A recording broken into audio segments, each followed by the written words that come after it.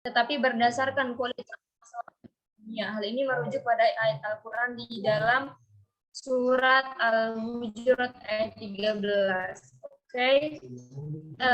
Dari ayat dari Al-Quran surat Al-Hujurat ayat 13 ini menjelaskan bahwa dalam agama Islam itu yang merujuk pada Al-Quran itu menegaskan bahwa menjadi seorang perempuan ataupun laki-laki itu semuanya memiliki kedudukan yang sama di sisi Allah.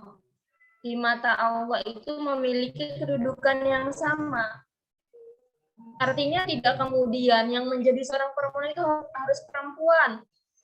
Yang menjadi seorang pemimpin itu harus laki-laki, karena misalnya kalau laki-laki itu lebih tegas, kalau perempuan itu terlalu lembek dan memimpin misalnya. Tidak demikian gitu kan. Karena sejatinya dalam Al-Quran surat Al-Hujurat ayat 13 saja sudah disebutkan bahwa Allah Subhanahu wa taala itu menegaskan dan sangat jelas bahwa di mata Allah itu, di sisi Allah itu semuanya itu beda antara perempuan dengan di sisi Allah itu yang dibedakan takwanya gitu. Terus kemudian ada sedikit lagi yang saya tambahkan bahwa mungkin di grup itu ada teman-teman perempuan sudah menjelaskan bahwa sampai hari ini mungkin ya masyarakat di pelosok desa khususnya bahkan orang-orang kota pun masih sering mengatakan bahwa menjadi seorang perempuan itu cukup di dalam rumah saja, hanya disibukkan dengan dapur, sumur, kasur saja.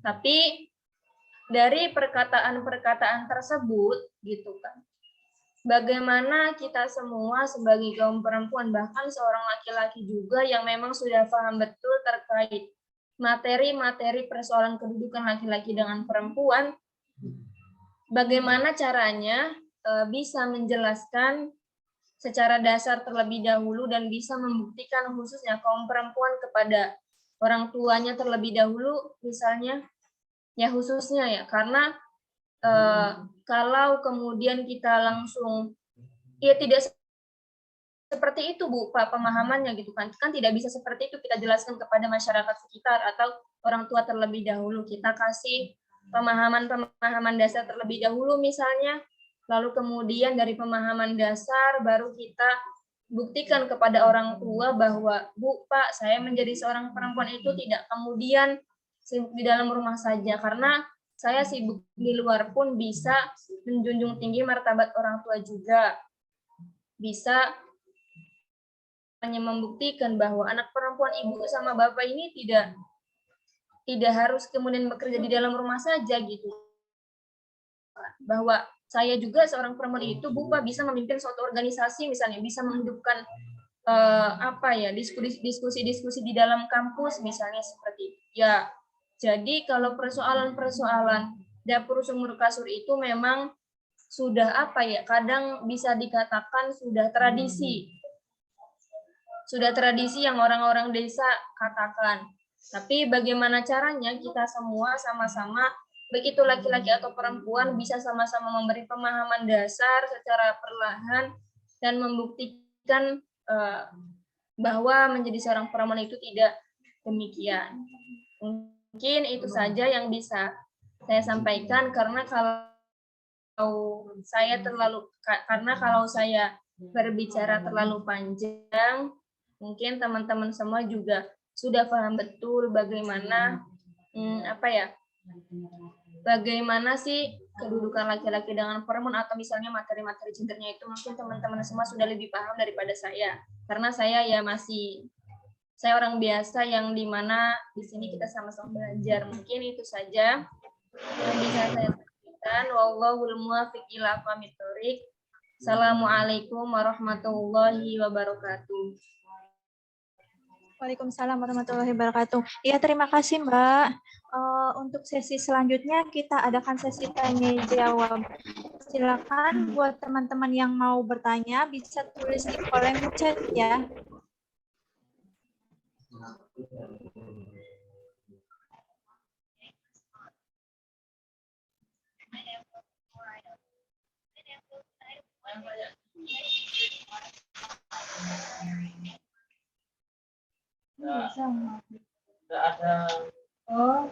Iya, silakan Mbak Lana. Silakan ya Mbak Dinda. Untuk pertanyaan kita batas hanya 2 pertanyaan saja ya, karena mengingat waktu sudah sore. Sama nih. Pertanyaan langsung tulis di kolom chat.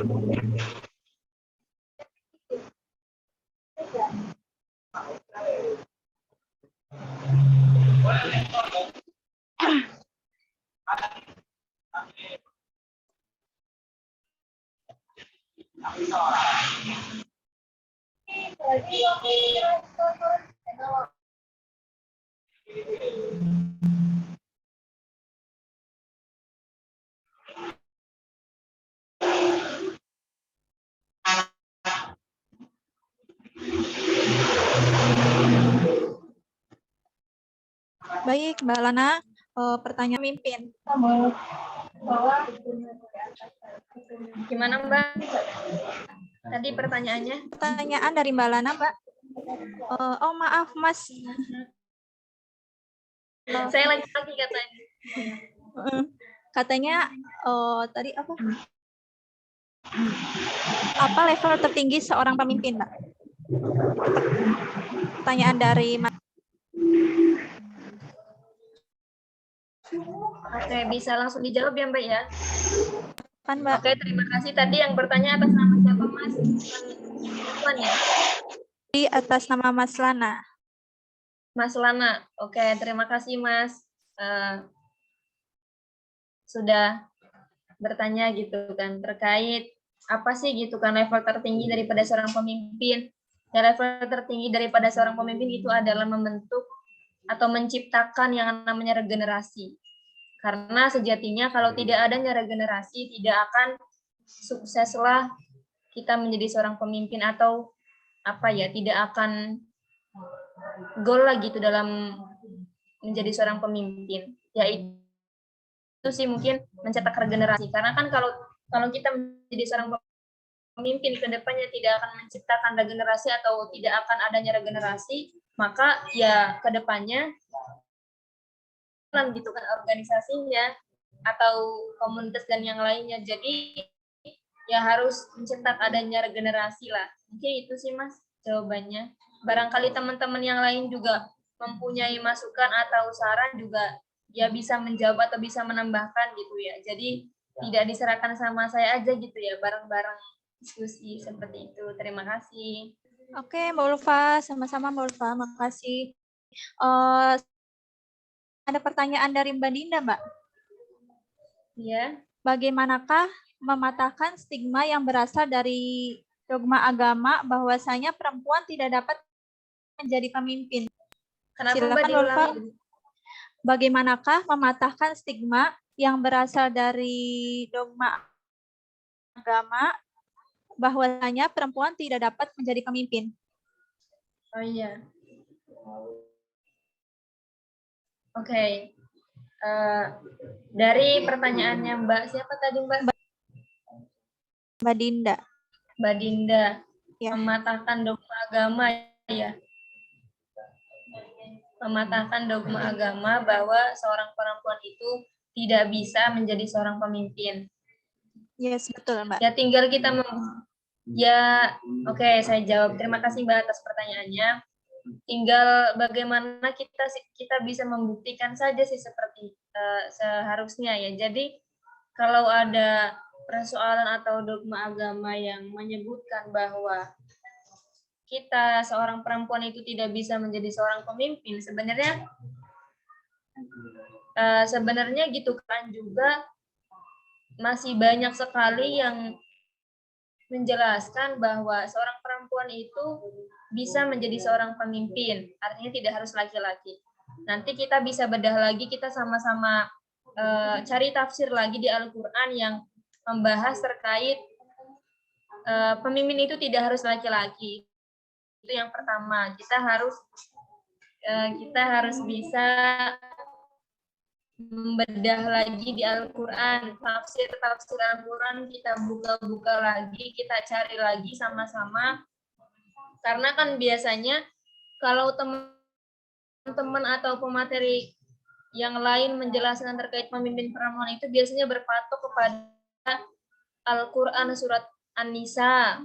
Misalnya di An-Nisa bisa kita buka lagi. Atau misalnya tadi saya mengutip bukan mengutip ya, tadi saya menjelaskan di Quran surat Al-Hujurat, itu bisa.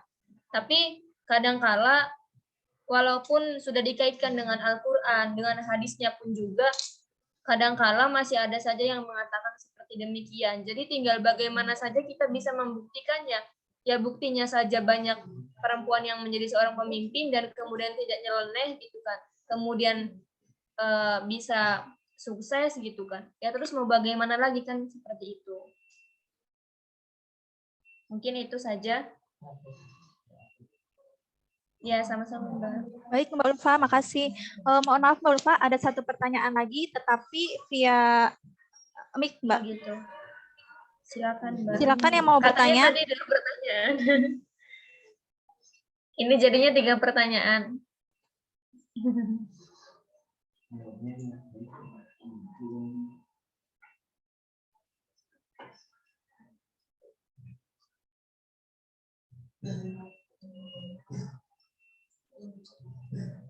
Untuk Mbak Sakinah, boleh mengajukan pertanyaan Mbak, satu kali lagi ya.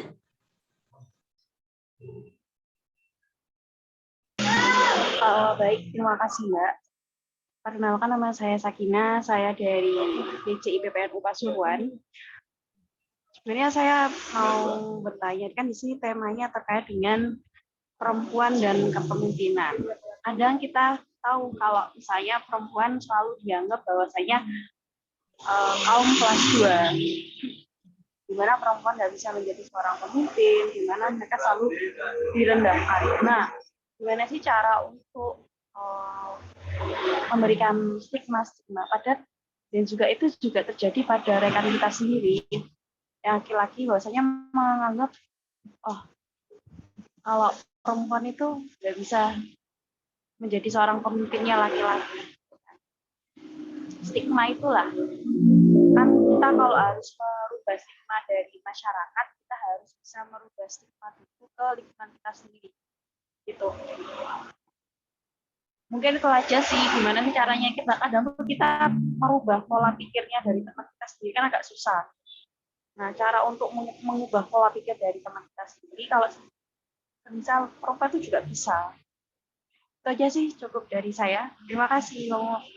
Wassalamualaikum warahmatullahi wabarakatuh. Waalaikumsalam warahmatullahi wabarakatuh.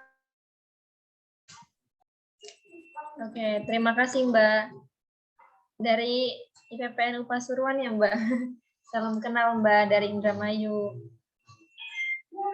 Oke, sebenarnya ini sedikit sama pertanyaannya sama Mbak Dinda tadi, persoalan bagaimana mengubah pola pikir, khususnya apalagi kan karena kita teman-teman IPPNU, berarti bagaimana kita bisa mengubah pola pikirnya teman-teman laki-laki atau IPNU-nya.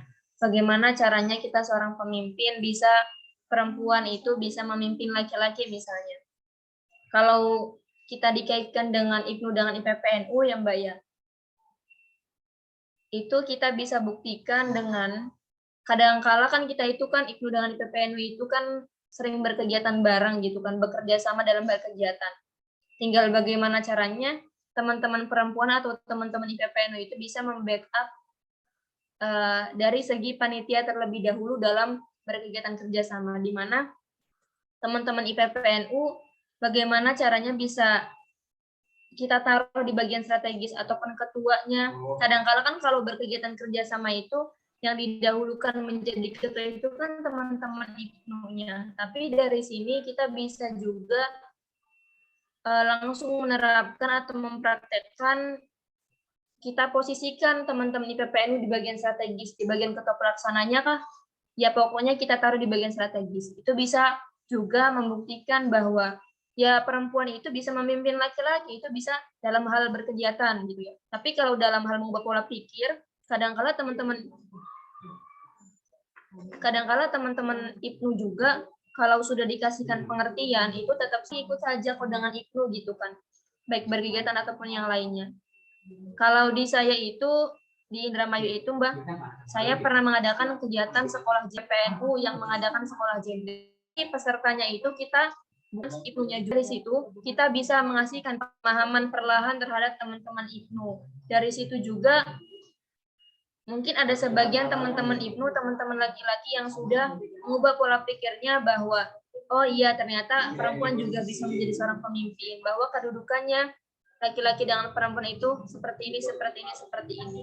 Ya bagaimana caranya lah gitu kan, kita bisa membuktikan persoalan apapun itu bahwa ya perempuan ya kita IPPNU itu bisa memimpin IPNU dengan cara apapun itu. Salah satunya misalnya tadi dengan berkegiatan atau kita mengasihkan berkegiatan dalam hal membangun keilmuan terkait keperempuanan agar memberikan pemahaman perlahan kepada teman-teman IPNU ataupun teman-teman laki-laki. Mungkin itu sih Mbak dari saya. Terima kasih. Iya, terima kasih Mbak Ulfa. Terima kasih buat teman-teman yang sudah bertanya. Untuk selanjutnya bisa kasih motivasi untuk sesama perempuan, Mbak.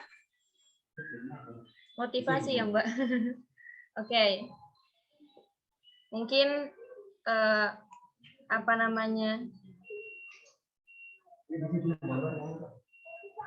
itu ada dari siapa Mbak? Mbak Tisa itu. Dari Mbak Tisa. Punten Kak, sebelumnya saya sepakat kepada narasumber saya izin menambahkan. Pertama, kita harus tahu dulu mengapa stigma-stigma masyarakat terhadap kepemimpinan perempuan berdasarkan doktrin-doktrin tertentu dianggap buruk. Sifat perempuan itu egois, kemudian emosional. Menurut saya, cara agar kita bisa meminimalisir stigma masyarakat soal buruknya perempuan dalam kepemimpinan, kita harus bisa membuktikan bahwa perempuan juga bisa menjadi pemimpin yang tidak hanya berdasarkan emosional, tapi bisa menjadi persatuan dan tidak emosional. Terima kasih Mbak sudah menambahkan gitu. Mungkin terima kasih. Sudah ya Mbak ya? Iya betul. Tinggal motivasi saja Mbak untuk sesi terakhir. Oke, mungkin akhir kata dari saya ya untuk menutup diskusi pada sore hari ini. Saya ingin menyampaikan beberapa hal pada teman-teman perempuan juga laki-laki yang memang ikut dan andil dalam forum gerakan perempuan yang dilaksanakan oleh Gerakan Perempuan UGJ ya Mbak ya. Bahwasanya kita menjadi seorang perempuan dengan laki-laki, kita sesama manusia, kita kembali lagi pada Al-Quran surat Al-Hujurat bahwa kita sama-sama manusia itu laki-laki dengan perempuan tidak boleh dibeda-bedakan. Yang dibedakan antara perempuan dengan laki-laki itu bukan persoalan jenis kelaminnya, tapi bagaimana caranya kita seorang perempuan dengan laki-laki bisa membuktikan kepada Allah terkait persoalan ketakwaannya. Jadi sama-sama manusia, laki-laki dengan perempuan sama-sama manusia, sama-sama kita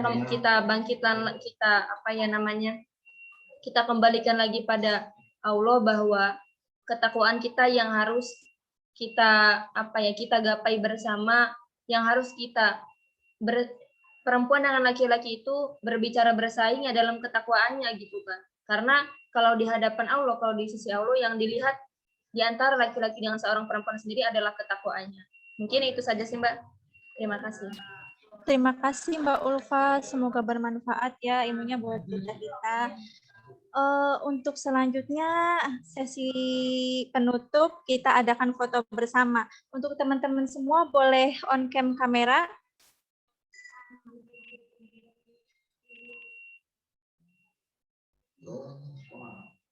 Ini gimana?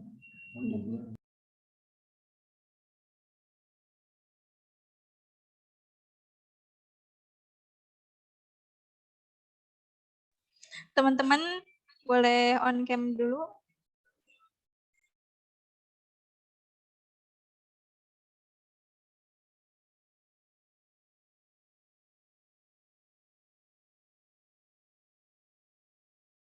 Oke, kita hitung mundur ya. 3, 2, 1.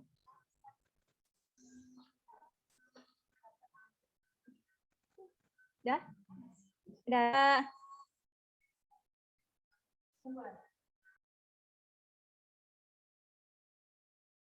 Kesimpulannya, untuk teman-teman, kita semua perempuan itu diciptakan itu sama, hanya berbeda dengan biologisnya saja. Nah, teman-teman diingatkan kembali untuk hari Minggu, masih ada diskusi di grup yang sama, tetapi berbeda tema, kekerasan dalam pacaran ya. Stay on group ya. Terima kasih buat teman-teman semua sudah meluangkan waktunya. Selamat sore. See you.